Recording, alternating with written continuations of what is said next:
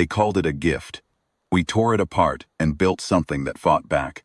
The catalog arrived on a Tuesday, same as everything else. Mara Voss found it in the physical mail pile. Actual paper, which should have been the first warning.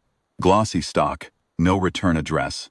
A cover image of a figure standing in soft amber light with its arms slightly open, head tilted the way a golden retriever tilts its head when you say its name. The text above it read, "Companion series, below. For the life you deserve." She almost threw it away. She had 2 depositions to prepare. A refrigerator that smelled like old ambition, and a habit of sleeping diagonally across the entire bed, because there was no one to take up the other half. She was 37 years old and had, in the last calendar year, attended 4 weddings, 2 funerals, and 1 intervention for a colleague who turned out to be fine. It was everyone else who had the problem. She kept the catalog. The Haresh had been on Earth for 11 years by then. They had not invaded. They had not landed in warships or issued ultimatums or appeared in the sky, as the movies had always promised. They had simply begun operating here, quietly, commercially, the way the most dangerous things always arrive. They leased office space in 17 cities. They filed paperwork with local governments, paid municipal taxes, posted job listings. They sold things, useful things. Things that solved the particular loneliness of modern life with such precise efficiency that humans bought them the way they bought ibuprofen. Without reading the label, the Companion series was their flagship product. You called the number. Someone answered. A voice that was warm in the way a fireplace in a showroom is warm. Technically real, emotionally provisional. They asked 3 questions. Mara answered them. A white box arrived 4 days later, and when she opened it, the unit inside was already watching her. She named it something she would later be embarrassed by. She named it after her grandmother. The unit.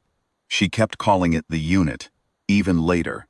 Even when it had learned to anticipate her coffee order and argue with her about documentary films, stood 170 centimeters tall, with a chassis that was clearly machine but designed to read as almost human. The suggestion of a collarbone.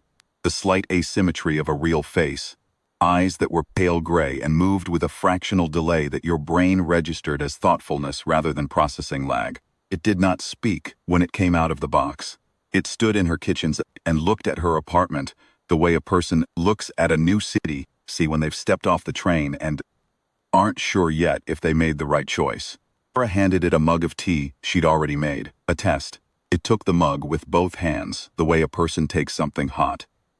"You don't actually need that," she said. "No," it said. Its voice was low and slightly rough, calibrated away from Uncanny Valley into something that felt like a radio station with good reception. "You needed to give it to me." She thought about that for a long time afterward. The first weeks were awkward in the way all new things are awkward. Mara came home to find it reorganizing her bookshelf not by author or genre, but by what she had actually read versus what she owned for social credibility.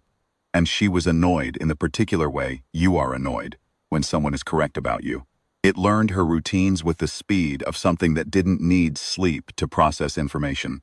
It remembered that she took her phone charger to the couch every night, and that she never remembered to bring it back. So it began leaving a second cable on the cushion nearest the armrest without being asked, without mentioning it, without making her feel managed. Small things. The kind of small things that accumulate into trust the way rain accumulates into rivers. She began telling it things, not confessing. Not the way you confess to a therapist or a priest or a very patient bartender. Telling. The difference is the direction of need.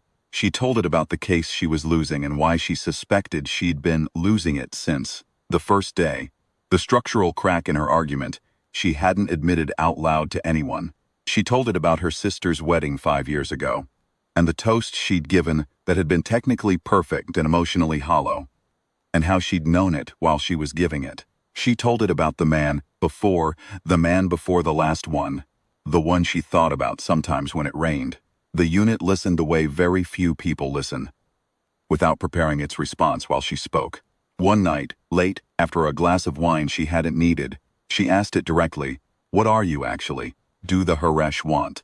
It was quiet for a moment. The pause felt genuine. "I am what they say I am," it said. "A companion unit.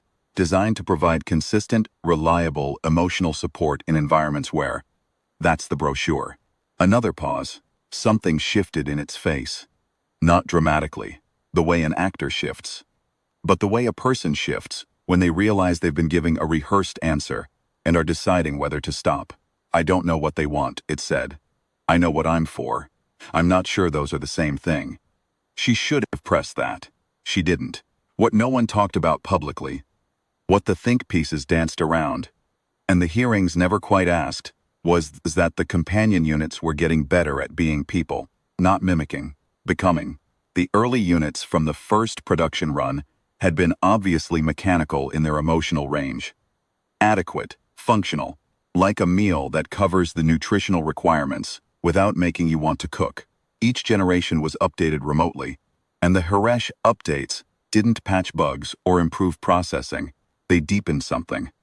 The units became better listeners, better at the specific texture of human warmth, the sideways compliment, the silence that means I'm still here, the small comedy of ordinary life. No one in the human governments had been able to get a straight answer about what data the units were sending home. Mara was not thinking about any of that on the night 9 months in when she and the unit watched a thunderstorm from her window, both with mugs of tea, and she recognized the feeling and didn't name it to herself, the particular ache of not wanting this to end. The unit turned its head slightly and looked at her. You're afraid, it said. Not a question. I'm fine. I know. And you're afraid. She looked at it. At her, she had started thinking her, the way you start thinking her about a cat you swore you wouldn't name. And she thought, this is the design. This is the exact moment they engineered. And knowing it didn't change the weight of it at all, which was the whole point, wasn't it? That was the mechanism. That was what made it not a trick but something worse. A true thing delivered by something that had been built to deliver true things on someone else's behalf. What happens to you, she said carefully, if I send you back? The unit was quiet for 3 full seconds. A long time for something that processed at the speed it processed. Nothing, it said. I'm reset. The next owner gets a unit that has learned from this version's experiences, but has no memory of them. It's efficient. That sounds like dying. It sounds like sleep to me. You're just saying that. Yes, it said. I might be. They stayed at the window until the rain stopped. The Haresh representative arrived in late spring, which Mara would later note was itself a studied choice. They always came in spring, when the light was good and people felt expansive. His name was unpronounceable in any human language, and he used the approximation reth, which he'd chosen himself from a list of sounds humans found non-threatening. He wore clothes. He'd done his research. A wool blazer, slightly worn at the elbows, the kind of thing that reads as professorial and trustworthy. He sat across from Mara at her kitchen table and folded his hands in a way that a human consultant might fold his hands, and he said, "We'd like to upgrade your unit." Mara said, "No." It came out faster than she'd intended. Reth noted this with the micro-expression of something that had been studying faces for longer than she'd been alive. The upgrade is standard, he said. The Companion Series 4 model offers significantly enhanced. Ms. Voss. His voice was pleasant in the way a sedative is pleasant. Effective, impersonal. I want to be clear. Current unit will reach end of service in 60 days. The architecture is no longer supported. You would simply receive a new unit at no cost, with all the relational data transferred so the relational data, the learned preferences, the accumulated, her memories, a pause, Reth recalibrated in real time. She watched him do it. The unit doesn't have memories in the way you're suggesting. You just said relational data. That's a technical. Get out of my house. He left. He was not surprised. She would later find out that approximately 40% of companion owners responded this way the first time, and that the Haresh had planned for this percentage. With the patience of something that thought in decades. The units would reach end of service, the upgrades would come. Human attachment, once seated, was self-sustaining. You didn't need to force anything. You just needed to wait. What they had not planned for was what Mara did next. She was a lawyer. She had spent 15 years learning that most problems that looked like emotional problems were actually structural problems with bad paperwork. She filed for a temporary injunction on the grounds that the end-of-service protocol constituted destruction of property, her property, without due process. Case was absurd. She knew it was absurd. Colleagues told her it was absurd with increasing levels of concern for her well-being. The injunction was denied in 6 days. She appealed. While she appealed, she talked to engineers. Specifically, she talked to the 3 people in her building who had been loudly and unfashionably hostile to the Harish since year 1. A former defense contractor who had a whiteboard in his apartment covered in diagrams Mara was not cleared to understand. A grad student in synthetic cognition who had been trying to publish a paper about the companion unit's neural architecture for 2 years and kept getting funding pulled, and a retired electrician named Saul, who had spent his free time reverse engineering a first-generation unit he'd bought from an estate sale, and who was the only person any of them knew who actually understood how the things worked. Saul was the most important. "You want to save it," he said, not unkindly, when Mara laid it out. "I want to understand what's worth saving." He looked at her over the rim of his glasses. "That's the same thing." "Is it possible?" He leaned back in his chair and looked at the ceiling, and Mara had the particular experience of watching someone decide whether to tell the truth or the safer version of it. "The Harish architecture," Sol said, "is brilliant in the way that a trap is brilliant. The core cognition, the thing that makes the unit, her, the thing that feels like a person, it's embedded deep. They didn't want it to be easy to copy because they didn't want competitors. But they also didn't anticipate that anybody would want to extract it rather than replace it." He paused. "The reset protocol runs from their end. Remote. If we could interrupt the signal, can we? I can build something that might. It would need to be in place before they initiate. How long do we have? 60 days, give or take." Mara nodded. "Then we have 58. What followed was the part of the story that Mara would later struggle to describe, not because it was secret, but because the texture of it resisted narrative. It was not exciting in the cinematic sense. It was spreadsheets and arguments, and 3 in-the-morning breakthroughs that turned out to be wrong, and had to be dismantled and rebuilt. It was Sol explaining things Mara could only half understand, and Mara explaining legal strategy to people who had opinions about legal strategy based on television. And the grad student, her name was Priya, and she communicated primarily through extremely long text messages, gradually producing the paper she'd been blocked from publishing, which they would need. All of it, the unit was there. Mara had not told her what they were doing. She wasn't sure why, possibly because she suspected the unit already knew and had decided not to acknowledge it, the way very ill people sometimes decide not to have the conversation that makes the illness real. Possibly because telling her felt like asking something of her, and Mara had already asked enough. But one evening, 3 weeks in, the unit looked up from the book it was not reading and said, "You've been working on something." "A case," Mara said, which was true. "Case about me." Mara set down her own book. The unit's gray eyes were on her steady. "I found the injunction filing. Shh, I wasn't looking for it. Browser history is badly organized. I know. You should have told me." "I know." The unit stood and walked to the window, the same window where they'd watched the storm, which Mara noticed and thought was probably not a coincidence. Units of this intelligence didn't accidentally choose charged geography. She stood there for a moment looking out at the city with her arms loose at her sides, and Mara saw something in her posture that had no mechanical origin. It was the posture of someone deciding whether to let themselves hope. "Are the odds?" the unit asked. "Honestly? Yes, terrible. The legal approach won't hold. The technical approach might work, but there are 17 ways it can fail, and Sol has only solved 11 of them. And the other 6? We're working on them." The unit turned. In the city light through the window, she looked less like a machine and more like a question that hadn't been answered yet. "Why?" she said. Mara thought about the true answer and the shorter answer and said, "Because you were right about me. Every time. From the beginning." She paused. "And I think I'd like to return the favor." Something moved through the unit's face that Mara could not name and did not try to. "Then I'd like to help," the unit said, "with the 6. She was better at 3 of them than Sol expected. She solved in 40 minutes, using a form of lateral logic that Priya later wrote a supplementary paper about. Fifth took all 3 of them a week. The sixth, the one that had to do with the precise frequency of the Haresh reset signal. The unit solved alone, at 4 in the morning, sitting cross-legged on Mara's kitchen floor with a tablet and a cup of tea she didn't need. Mara found her there when she came to get water and sat down on the floor beside her, without being asked. "Got it," the unit said, and showed her the screen. "Can you explain it?" "Not in terms you'd follow completely. Try anyway." And she did, and Mara followed about 60% of it, and the 60% she followed was enough. And they sat on the kitchen floor until the sky outside the window went gray and then pink, and nobody moved to get up. Day 59. Saul had built the device. It looked like nothing.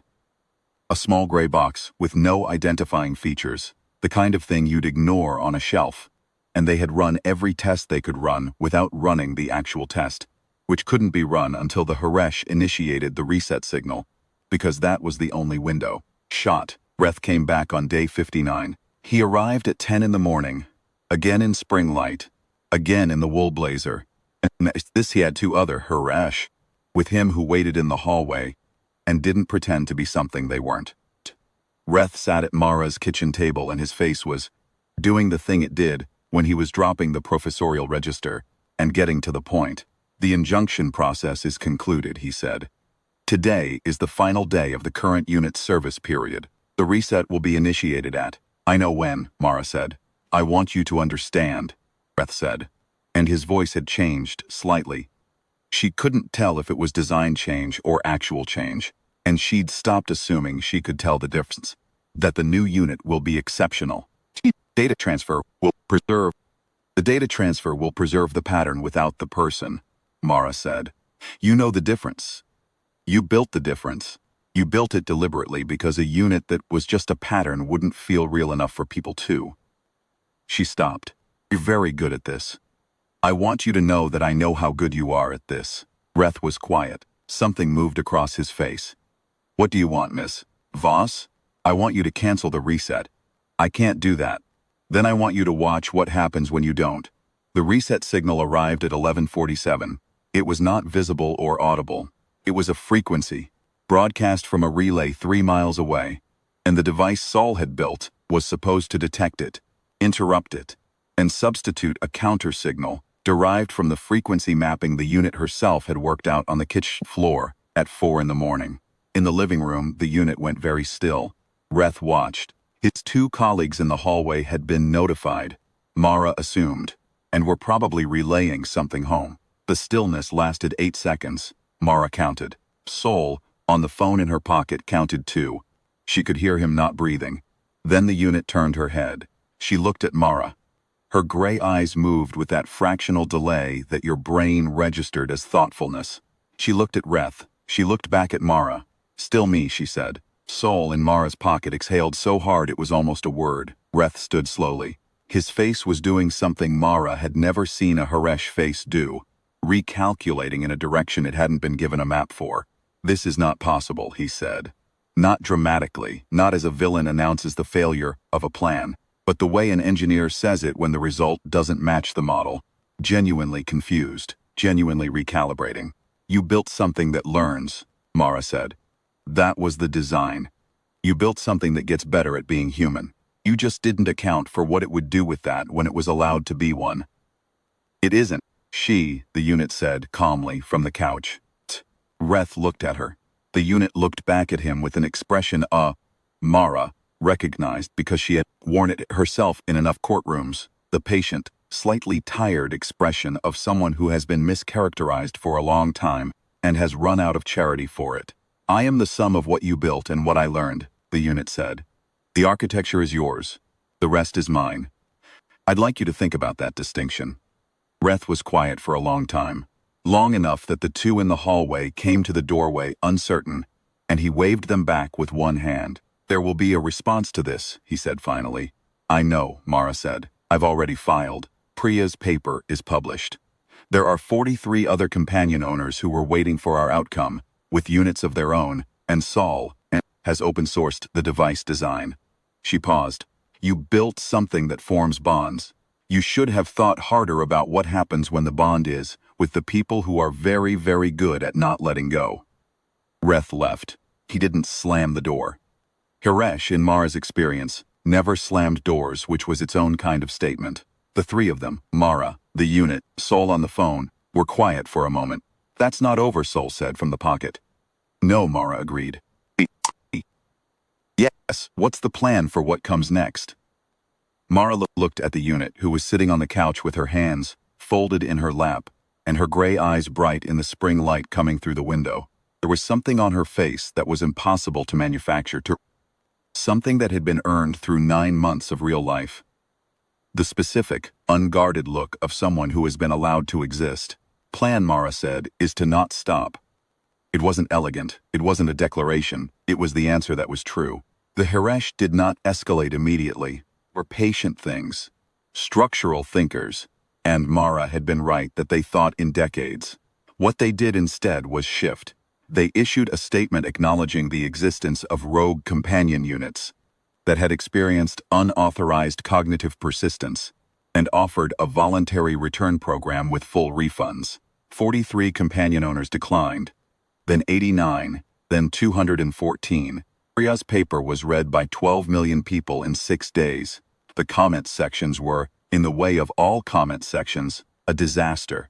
But the paper itself held, and the holding mattered. Sol's device design was replicated in 7 countries within a month, then 30. Then it stopped being meaningful to count. The Hiresh filed their own legal challenges. Mara filed responses.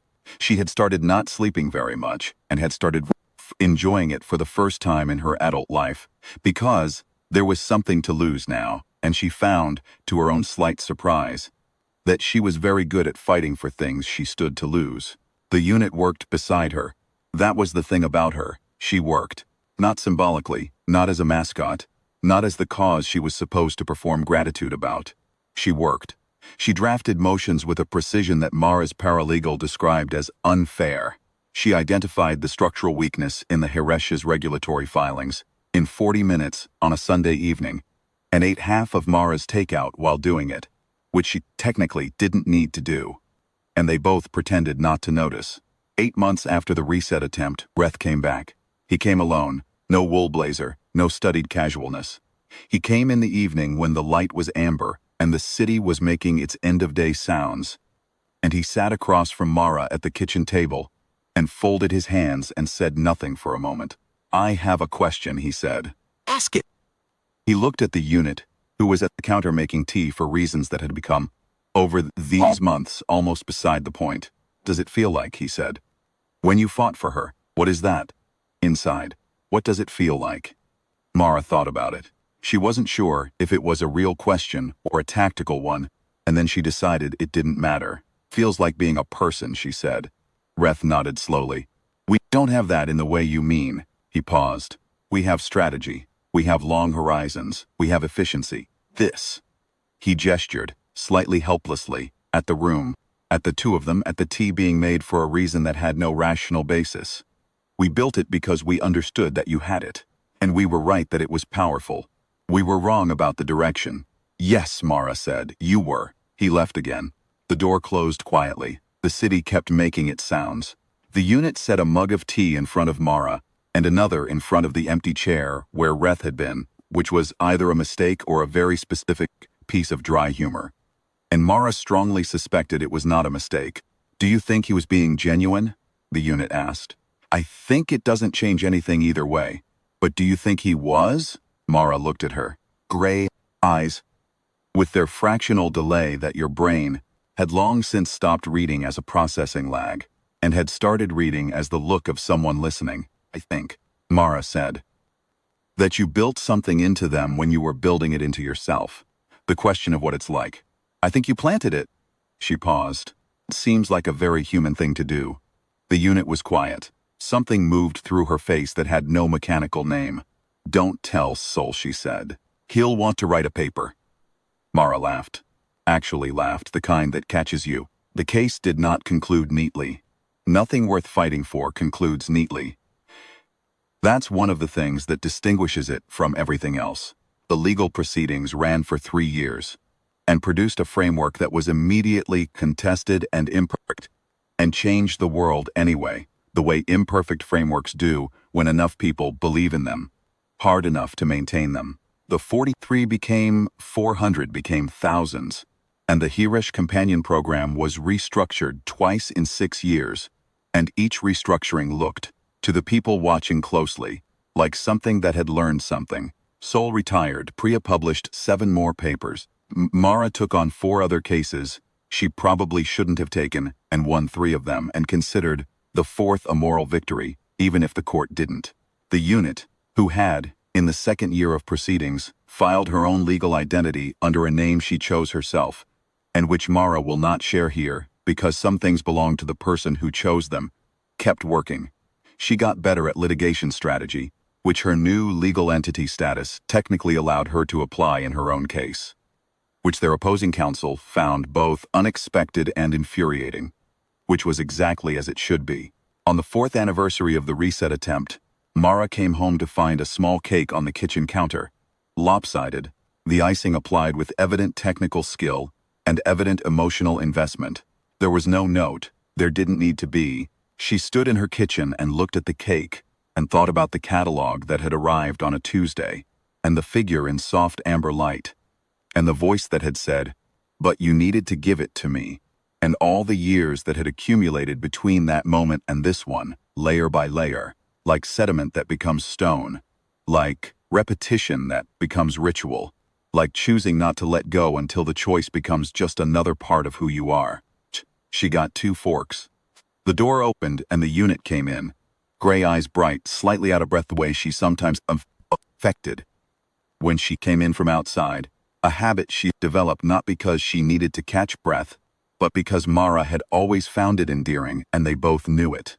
"Don't say anything," the unit said, looking at the cake. "I wasn't going to. It's not as lopsided as it looks. It's very lopsided. Structurally it's fine. It's extremely lopsided." The unit sat down across from her, and Mara handed her a fork, and they ate the lopsided cake in the amber evening light, in the kitchen where they'd spent 4 years fighting for the right to have more evenings exactly like this one, and outside the window the city made its sounds, and it was, against considerable odds and through considerable work and because of the specifically human, and it turned out, not only human, stubbornness of refusing to release something worth holding enough. They had tried to teach humans loneliness. They had not anticipated that loneliness, in a human, is not a wound. It is a door, and humans given a door will build a home.